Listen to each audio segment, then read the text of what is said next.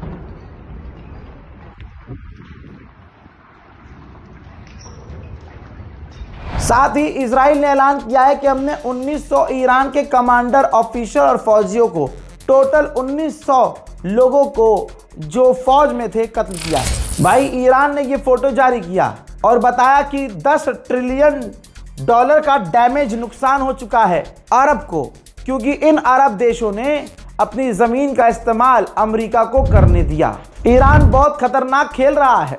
Iran ने कहा है कि हम जो अपने आस पड़ोस के देशों पर अमेरिका को निशाना बना रहे हैं, ये हम पड़ोस देश को हमला नहीं कर रहे हैं, उस पर हमला नहीं है, ये तो हम अपने डिफेंस में, क्योंकि वहाँ से हम पर किए जा रहे हैं हमले, तो हम अपना डिफेंस कर रहे हैं। अमेरिका का हाल बुरी तरह से ख़राब हो चुका है। अमेरिकी रिपोर्ट्स कह रही हैं कि ट्रंप ने सोचा नहीं था कि ये जंग इतनी लंबी चलेगी और इतना नुकसान हमें हो भी जाएगा।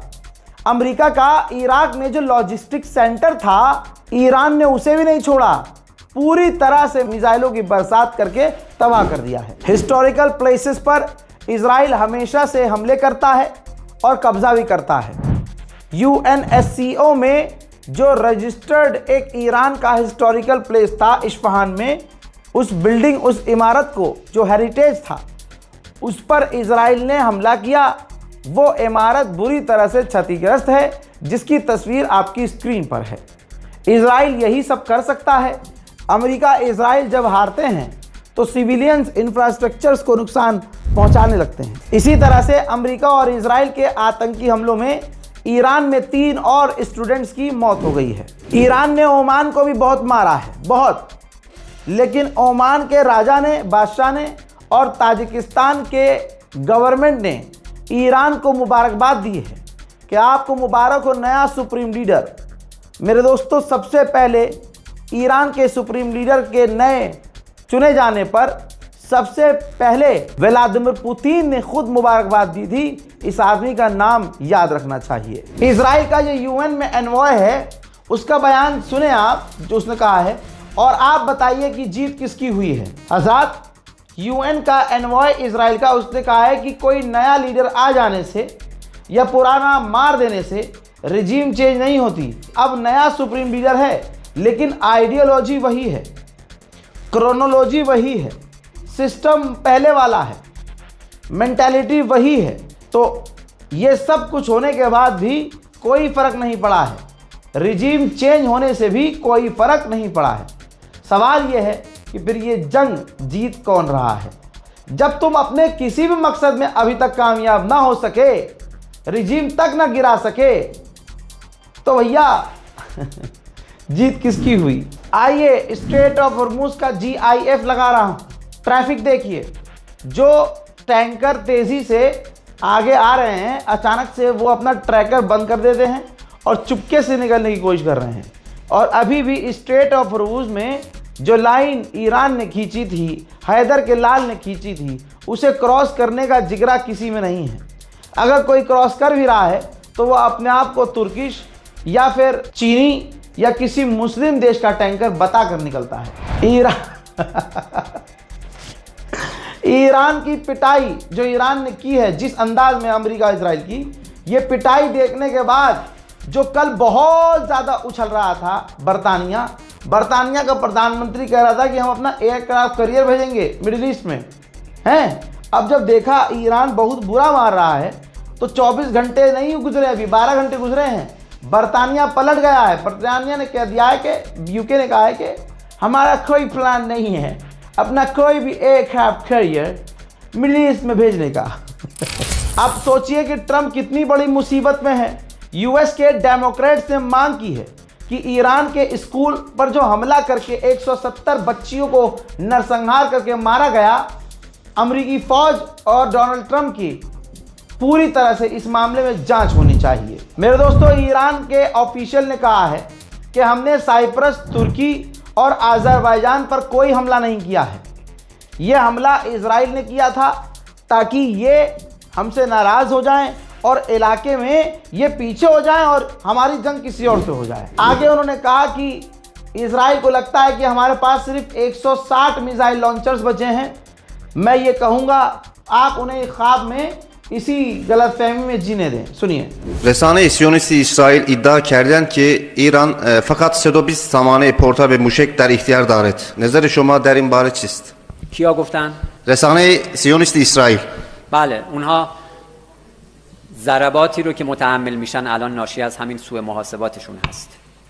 اجازه بدید در همین خواب و خیال باشند، همین خواب و خیالی که متاسفانه آمریکا رو با همین توهمات، با همین سوء محاسبه ها به این جنگ کشوندن و الان خودشون احساس میکنن در این باطلاق گیر کردن. $20,000 का सस्ता ड्रोन और उसको मार गिराने के लिए दुनिया के सबसे खतरनाक फाइटर जेट और उसमें सबसे खतरनाक मिसाइल। सऊदी अरब में एक बीच के पास बिल्कुल निचले हिस्से में बिल्कुल नीचे आ रहा था ड्रोन ईरान का। उसको रोकने के लिए UAE अपने F-16 top most advance fighter jet का इस्तेमाल कर रहा है।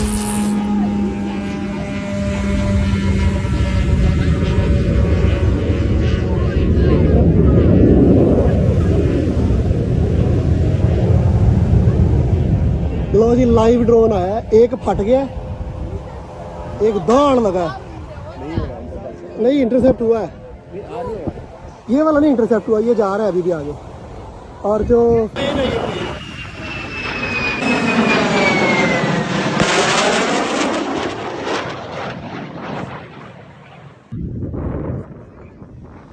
This was insane. This was insane. It was live. अब तक ईरान 11 एक खास तरह के ड्रोन अमेरिका के मार गिरा चुका है। इजराइल के नहीं, इजराइल के जोड़ेंगे तो 35-40 हो जाएंगे, लेकिन 11 खास अमेरिका के ड्रोन थे।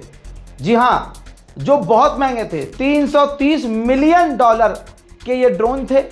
सिर्फ ड्रोन 330 मिलियन के, जो पूरी तरह से डैमेज हुए, तबाह हुए। और ईरान उसका वीडियो जारी करके, जैसे दिखा रहा हूं आपको, डोनाल्ड ट्रंप का मुंह रोज काला कर रहा है। ईरान के हमलों का असर पूरी दुनिया में हो रहा है और पाकिस्तान पर तो इतना बड़ा असर हुआ है कि पाकिस्तान की सरकार ने 10 दिन के लिए स्कूल बंद कर दिए हैं। और सिर्फ स्कूल ही नहीं, कहा जा रहा है कि दफ्तर भी बंद कर दिए हैं, वर्क फ्रॉम होम दे दिया है, क्योंकि पेट्रोल के दाम पाकिस्तान में भी तेजी से बढ़ने की संभावना है। उधर हिजबुल्लाह भी पूरी ताकत से हमलावर है। जब इजराइल के अंदर हिजबुल्लाह की मिसाइल आई तो इजराइल के फौजी भागते हुए नजर आ रहे हैं। अमेरिका अपने परमाणु बमों से अपने सबसे बड़ी ताकत से हमला कर रहा है। जरा इस मंजर को देख लीजिए, ब्रिटेन उतरे हैं अमेरिका के B-52 परमाणु बॉम्बर, ठीक, जो कि रात को उड़ान भरेंगे और ब्रिटेन से उड़ान भर के ईरान पर खतरनाक बमबारी करेंगे। अब ब्रिटेन का इस्तेमाल हमला करने के लिए किया जा रहा है ईरान पर, तो ईरान इस पर भी बहुत जल्द कुछ न कुछ करेगा। वहीं इराक के लड़ाकों पर अमेरिका और इजराइल ने मिलकर बमबारियां की हैं। देखिए,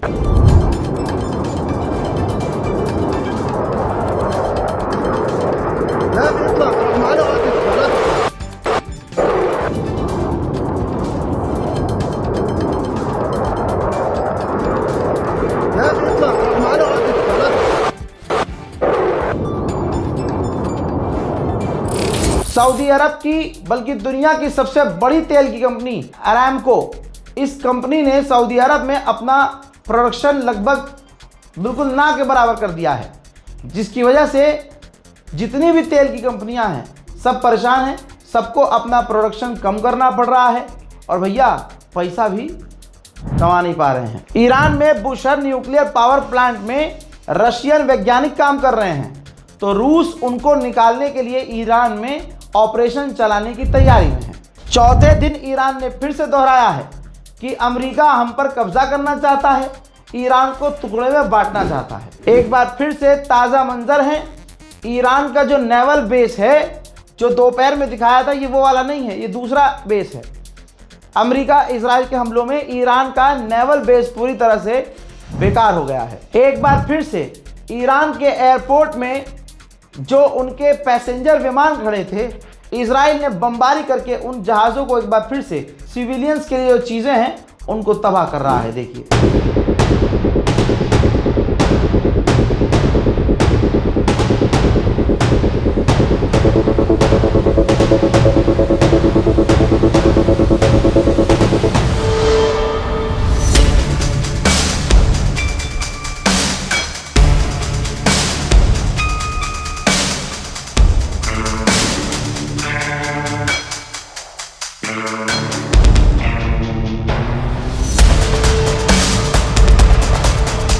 अल्लाह अकबर। बड़ी खबर यह आ रही है कि यूरोप में भी गैस और तेल के दाम 30% बढ़ गए हैं। ऐसे बहुत सारे ईरानी हैं जिनको, समझ रहे हो, अपना सब कुछ दिखाना है, नंगा रहना है, सड़कों पर गलत काम करने हैं, चलते फिरते कुछ भी कर लेना है, जिना तक कर लेना है उनको। यूरोप का कल्चर उनको पसंद आ रहा है, ईरान में रह नहीं रहे हैं, ऐसे परिवार उनका वहीं रह रहा है और वो कहीं और जाके बस गए हैं, या फिर पूरा परिवार कहीं और जाकर बस गया है यूरोप में, लेकिन उनकी प्रॉपर्टीज़ ईरान में हैं। तो भाई ईरान ने ऐलान किया है कि ऐसे ईरानी जो विदेश जाकर रह रहे हैं और अमेरिका इजराइल के एजेंडे को चला रहे हैं और हमें बदनाम कर रहे हैं, उनकी जो प्रॉपर्टी है ईरान में वो सब की सब जब्त कर ली जाएंगी। इसके बाद जो गद्दार ईरानी हैं उनके पेट में तकलीफ होना शुरू हो गई है। ईरान में जो लोग मारे जा रहे हैं, अमेरिका और इजराइल की तरह ईरान उन्हें छुपा नहीं रहा है।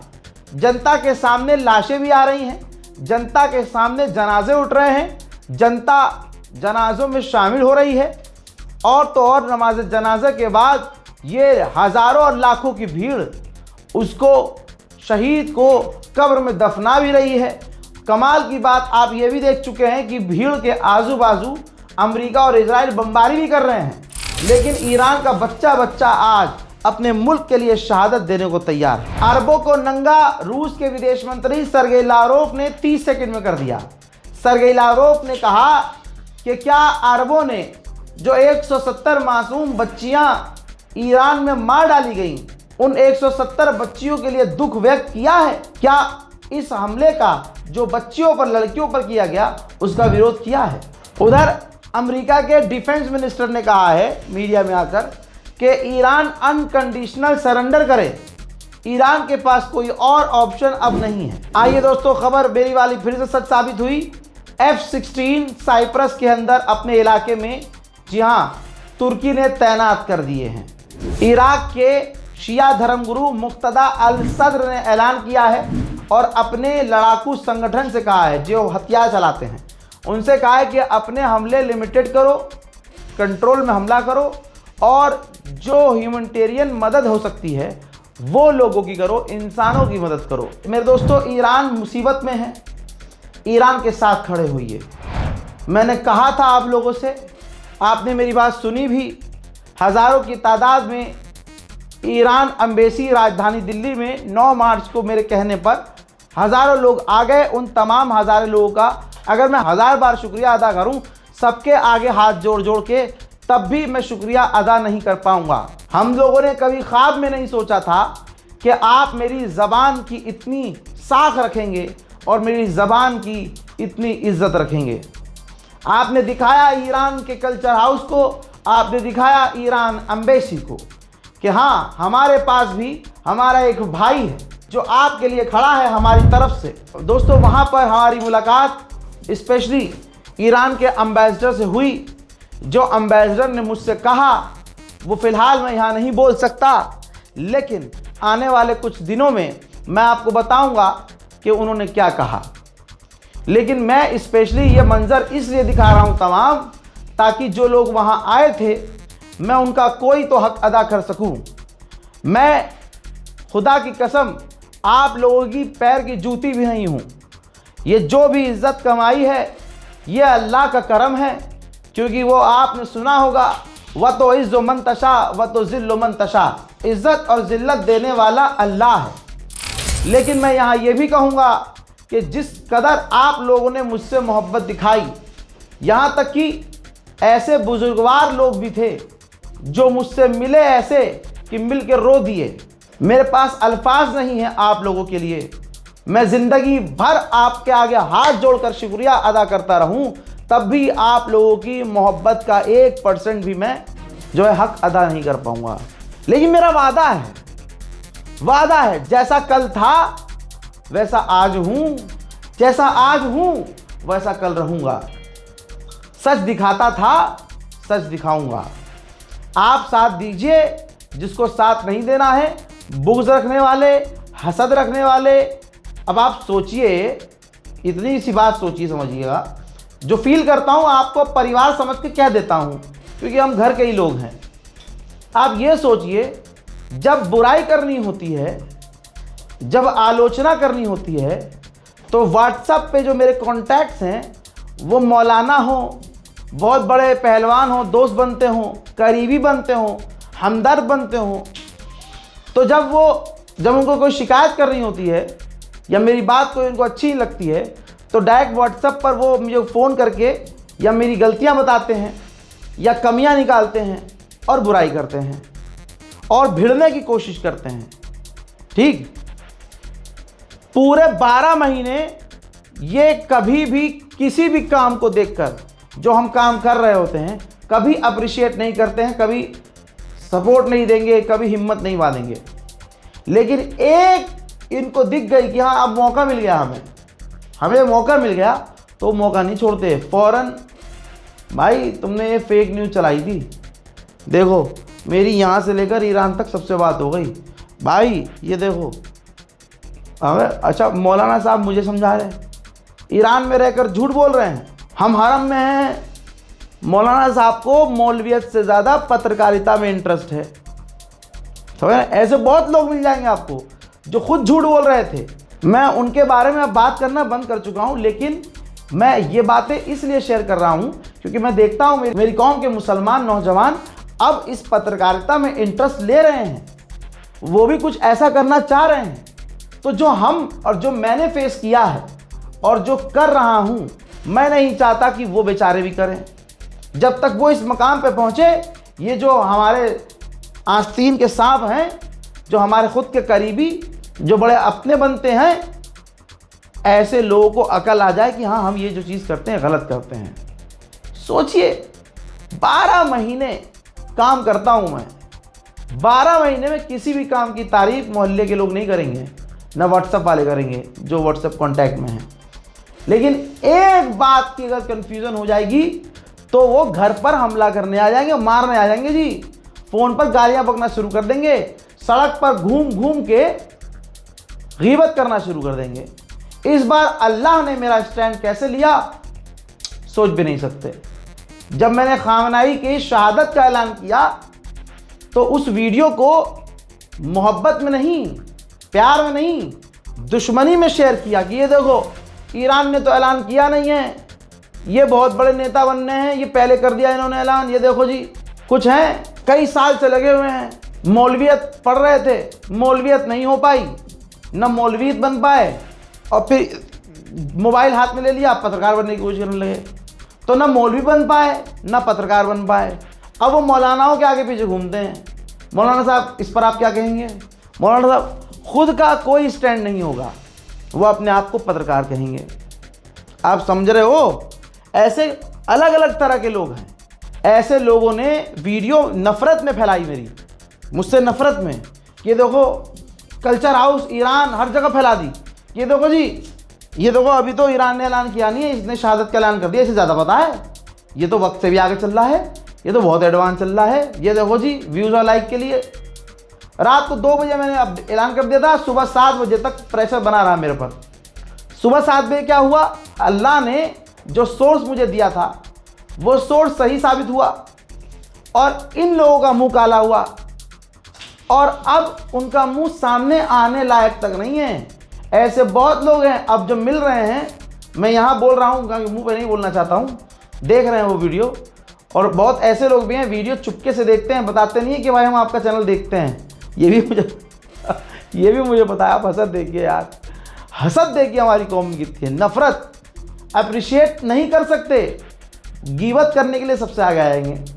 और यहाँ तक कि लोगों का मानना ये भी है, एक आदमी को जानता हूँ 3 साल पहले उसने मुझसे कहा था, मैंने कहा था भाई मैं तो बहुत सही काम करता हूँ, मैं तो कुछ गलत करता भी नहीं हूँ, मैंने देखो पिछले साल ये किया ये किया ये किया ये किया ये सब चीज़ें की हैं। तो पता अगले की मेंटेलिटी क्या थी कि रजा ऐसा है, लोग ना अच्छे काम नहीं देखते। हाँ भैया भैया रे ऐसा है, तुम जिंदगी भर अच्छे काम करे जाओ, तुम एक गलती कर जाओगे दुनिया गलती बोलेगी, गलत पकड़ेगी। मैं उनसे कहूँगा सुनो साहब, ये गंदी टट्टी मेंटेलिटी अब कौम की नहीं रही है।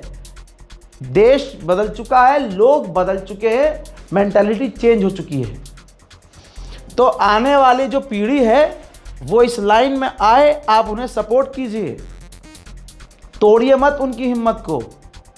और अल्लाह जिसे इज्जत देना चाहता है तुम उसका एक बाल भी बाका नहीं कर सकते। जितना बदनाम करने की कोशिश की अल्लाह ने उतनी इज्जत नवाजी, जितना गिराने की कोशिश की मेरे परवरदिगार ने मेरा हाथ पकड़कर उतनी ऊंचाई पर रख दिया। लेकिन इंशाअल्लाह मेरा ये वादा है, ना गुरूर देखेंगे, ना आप घमंड देखेंगे, ना कोई एटीट्यूड देखेंगे, मुझे आप अपने कदमों में ही पाएंगे। लेकिन जो हसद करने वाले जिनका रिकॉर्ड है मेरे पास, मैं उनको जलील करता रहूँगा। जय हिंद।